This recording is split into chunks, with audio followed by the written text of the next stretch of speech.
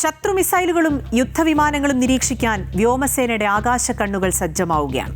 ഇന്ത്യയുടെ വ്യോമ പ്രതിരോധ മേഖലയ്ക്ക് കരുത്തു പകരുന്ന പ്രധാന ചുവടുവയ്പ് airborne early warning and control അവാക്സ് പദ്ധതിയുടെ ഭാഗമായി എയർ ഇന്ത്യയിൽ നിന്ന് വാങ്ങി വ്യോമസേനയുടെ കമ്മ്യൂണിക്കേഷൻ സ്ക്വാഡ്രൻ ഉപയോഗിക്കുന്ന 6 എയർബസ് A321 വിമാനങ്ങളെ പ്രതിരോധാവശ്യങ്ങൾക്ക് അനുയോജ്യമായ രീതിയിലേക്ക് മാറ്റിയെടുക്കും.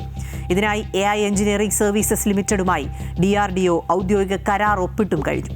അത്യാധുനിക മിഷൻ സിസ്റ്റംസ് ഈ വിമാനങ്ങളിൽ ഘടിപ്പിക്കേണ്ട റഡാറുകളും മറ്റ് സാങ്കേതിക വിദ്യകളും വികസിപ്പിക്കുന്നതിനുള്ള പങ്കാളിയായി അദാനി ഡിഫൻസ് സിസ്റ്റംസ് ആൻഡ് ടെക്നോളജീസിനെ തെരഞ്ഞെടുത്തിട്ടുണ്ട്. പ്രതിരോധ രംഗത്തെ ഒരു ഇന്ത്യൻ സ്വകാര്യ കമ്പനിക്ക് ഇത്രയും വലിയൊരു എയർബോൺ മിഷൻ പ്ലാറ്റ്ഫോമിന്റെ വികസന നിർമ്മാണ ചുമതല ലഭിക്കുന്നത് ഇതാദ്യമായാണ്.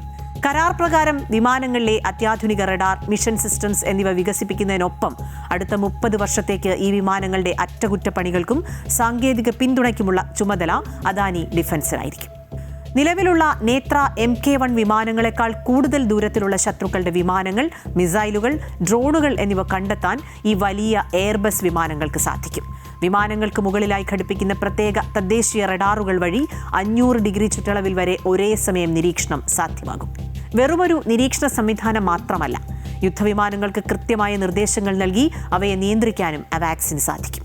യാത്രാ വിമാനങ്ങളെ നേരിട്ട് റഡാർ വിമാനങ്ങളാക്കാൻ സാധിക്കില്ല.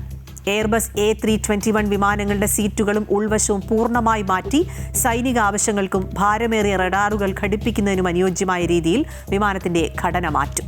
ഇതിനുശേഷം സ്പെയിനിലെ എയർബസ് ഡിഫൻസ് ആൻഡ് സ്പേസിന്റെ സഹായത്തോടെ മിലിറ്ററി നിലവാരത്തിലേക്ക് ഇവ ഉയർത്തും. വിമാനങ്ങളുടെ പരീക്ഷണങ്ങളും വ്യോമസേനയുടെ നിരീക്ഷണങ്ങളും പൂർത്തിയാക്കി 2032-33 പൂർണ്ണമായി സേനയുടെ ഭാഗമാക്കാനാണ് ലക്ഷ്യമിടുന്നത്.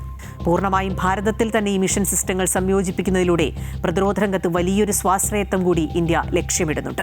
വിദേശ സാങ്കേതിക വിദ്യയെ ആശ്രയിക്കാതെ ഇന്ത്യയിൽ തന്നെ ഇത്തരം വലിയ പ്രതിരോധ സംവിധാനങ്ങൾ നിർമ്മിക്കുന്നത് രാജ്യത്തിന് നേട്ടം തന്നെയാണ്. അതിർത്തിയിലെ ഏതു തരത്തിലുള്ള വ്യോമ ഭീഷണികളെയും നിമിഷ നേരം കൊണ്ട് കണ്ടെത്താനും പ്രതിരോധിക്കാനും ഈ പുതിയ സംവിധാനം സജ്ജമാകുന്നതോടെ ഇന്ത്യൻ വ്യോമസേനയ്ക്ക് സാധിക്കും. സ്വന്തമായി അവാക്സ് സാങ്കേതികവിദ്യ വികസിപ്പിച്ച America, France, Israel, China, Sweden തുടങ്ങിയ രാജ്യങ്ങളുടെ പട്ടികയിലേക്ക് പദ്ധതി വിജയകരമാകുന്നതോടെ ഇന്ത്യയും എത്തിച്ചേരും.